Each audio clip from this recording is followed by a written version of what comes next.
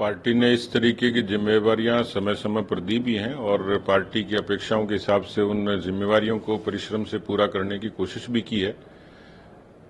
हरियाणा लोकसभा चुनाव में हालांकि हमें सिर्फ 5 सीटें मिली, लेकिन फिर भी यदि सीट टू सीट उसका एनालिसिस करेंगे तो विधानसभा के सेगमेंट से हम लोग कांग्रेस से कहीं आगे थे। दूसरा, हरियाणा का जो विधानसभा का चुनाव और लोकसभा के चुनाव का थोड़ा मिजाज अलग होता है।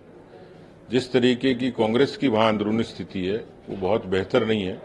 दूसरी तरफ भारतीय जनता पार्टी का अपना जो संगठन है वो धरातल पर अपेक्षाकृत और दलों से ज्यादा मजबूत भी है। वहां पार्टी के नेता परिश्रमी हैं, एकजुट हैं। बिखरी हुई कांग्रेस को मुझे नहीं लगता कि हमारे लिए कोई चुनौती है। लोकसभा की कुछ बातों से हम लोगों ने सीख भी ली है और उस आधार पर हम लोग आगे भी बढ़ेंगे। उसकी पूरी समीक्षा हम लोगों ने की है। उम्मीदवारों का ठीक चयन हो जाए, जनता का एक एजेंडा हम लोग जनता तक पहुंचा सकें और पिछले 10 वर्षों में जो उपलब्धियां केंद्र की और हरियाणा की सरकार ने अर्जित की हैं उनका ठीक तरीके से बेनिफिशियरीज तक हम लोग उस चीज को अपील के तौर पर ले जाएं।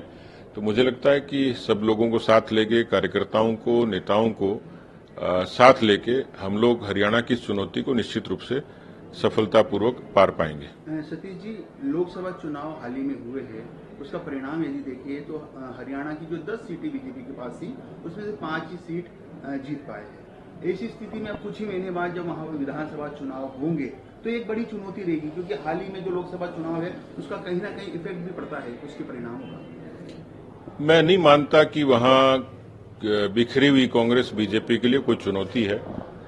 दूसरा, कुल मिलाकर हरियाणा की राजनीति में वहां के जो राजनीतिक तौर पर जो ध्रुवीकरण है उसका असर वहां की राजनीति पर साफ तौर पर होता है। लोकसभा के बारे में भी ये दुष्प्रचार किया गया था कि हरियाणा में बीजेपी को 0 सीट मिलेगी, हरियाणा को 2 सीट मिलेंगी, कांग्रेस क्लीन स्वीप करेगी। बावजूद उसके हम लोगों ने काफी अच्छे तरीके से वहां पर कैंपेन चलाया, जन समर्थन मिला। 5 सीटें हम जीते। कुछ सीटों पर हम केवल मर्यादित अंतर से हम लोग वो चुनाव हारे। वहां पर कुछ रणनीतिक और तात्कालिक कुछ मुद्दे रहे थे। जैसा मैंने कहा कि लोकसभा और विधानसभा का मिजाज अलग होता है, तो हमें वो सीखने के लिए काफी कुछ समय मिला है, ठीक भी किया है। तो मैं कह सकता हूं कि वहां के जो समीकरण होंगे, स्थानीय समीकरण होंगे, वहां के जो तात्कालिक मुद्दे होंगे, हमारी पार्टी की अपनी रणनीति और तैयारी होगी, वो सब इस बात को पुष्ट करती है कि हरियाणा में हम बहुमत की सरकार बनाएंगे। आपको हालांकि लोकसभा चुनाव के दौरान भी प्रभारी की जिम्मेदारी मिली, आप 22 दिन ही आपको समय मिल पाया। उस परिणाम का आकलन आपने किया होगा, कहाँ कुछ कमी पेशी रही जिसको सुधार करते हुए अब आप लोकसभा चुनाव, विधानसभा चुनाव जो आने वाले हैं उसमें आप देखिए, जब जीतते हैं तो भी उसके बहुत कारक होते हैं और हारते हैं तो भी एक फैक्टर नहीं होता, उसके बहुत सारे कारक होते हैं। जो मैंने कहा कि सोनीपत की सीट उदाहरण के तौर पर देखें तो 20-22 हजार के अंतर से हारी, हम जीत सकते थे। अंबाला की हमारी ट्रेडिशनल सीट थी, हम लोग उसको बहुत कम मार्जिन से हारे। मुझे लगता है कि जो मैंने कहा कि लोकसभा के परिणामों के दौरान जो खामियां नजर आई थी उनके बारे में समीक्षा करी है, उसको ठीक भी करेंगे। और जो मिजाज का फर्क है वो मैंने कहा ही है। मैं इस बारे में आश्वस्त हूं कि हरियाणा का जो मिजाज है वो परंपरागत रूप से कांग्रेस के खिलाफ रहा है। वहां जहां तक रीजनल इलेक्शन का सवाल है, वो चाहे चौधरी देवीलाल जी का युग हो, बंसीलाल जी कांग्रेस से अलग हुए, भजनलाल जी कांग्रेस से अलग हुए, 10 साल से बीजेपी की सरकार वहां है। तो हरियाणा की जनता कांग्रेस के खिलाफ मैंडेट देती है और इस समय जब वो गुटों में बटी है, हुड्डा गुट अलग है, शैलजा अलग है, रणदीप सुरजेवाला अलग है, तो कुल मिलाकर ये गुटों में बटी हुई कांग्रेस बीजेपी का मुकाबला ठीक से कर पाएगी, इसमें शंका है।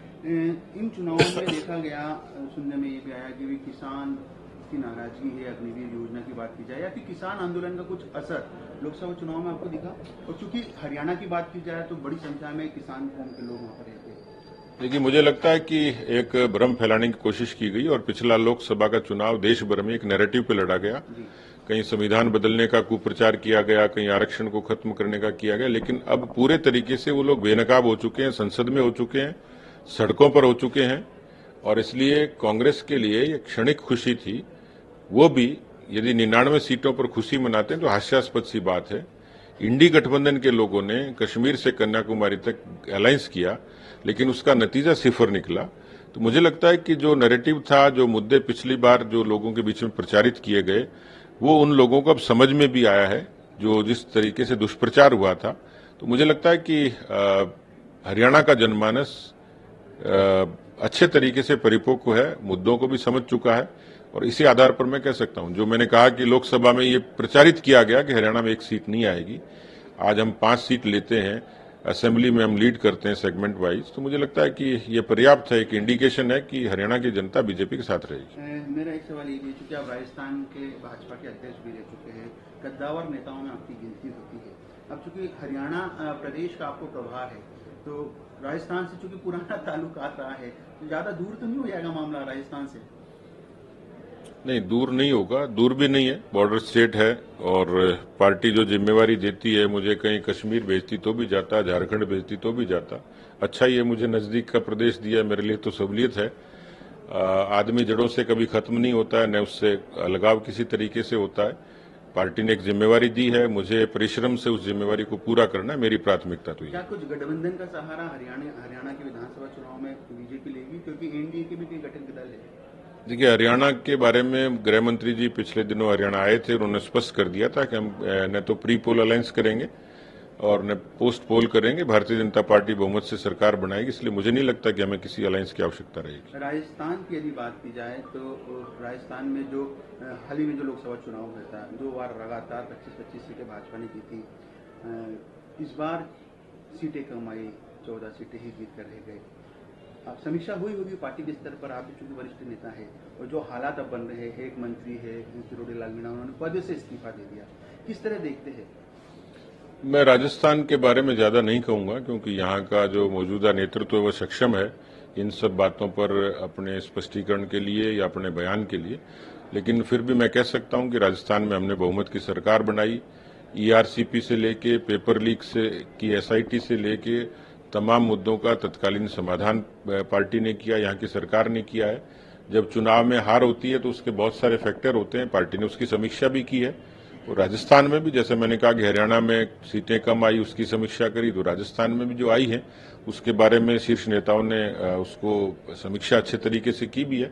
तो मुझे नहीं लगता कि एक तात्कालिक किस्म का एक ये दृश्य था, पार्टियां इंटैक्ट भी है और मुझे लगता है कि आगे आने वाले समय में पार्टी और ज्यादा बेहतर प्रदर्शन करेगी। किरोड़ी लाल मीणा की स्थिति को लेकर वो ज्यादा बेहतर बता सकते हैं और बाकी केंद्र का नेतृत्व तो सक्षम है, इस तरीके की कुछ तात्कालिक कुछ चीजें आती हैं उनका समाधान करने का। लास्ट सवाल, लालू प्रसाद यादव का एक बयान सामने आया है, उन्होंने कहा है कि सभी जो सहयोगी दल है गठबंधन के, वो तैयार रहे चुनाव के लिए, एनडीए सरकार की स्थिति खराब है और अगस्त तक गिर सकती है, क्या करें? मुझे नहीं लगता कि लालू जी ने जब से चारा घोटाला किया था उसके बाद से भारत की जनता उनको सीरियसली लेती है। न तो लालू जी ज्योतिषी हैं और न लालू जी उस किस्म के राजनेता रहे कि जिनकी बातों पर कोई यकीन करे, इसलिए हवाई तीर हैं जो हवा में रह जाएंगे। अगर आप ये वीडियो YouTube पर देख रहे हैं तो हमारे चैनल को सब्सक्राइब करें और बेल आइकन को दबाना ना भूलें। अगर आप Facebook पर ये वीडियो देख रहे हैं तो हमारे पेज को लाइक करें।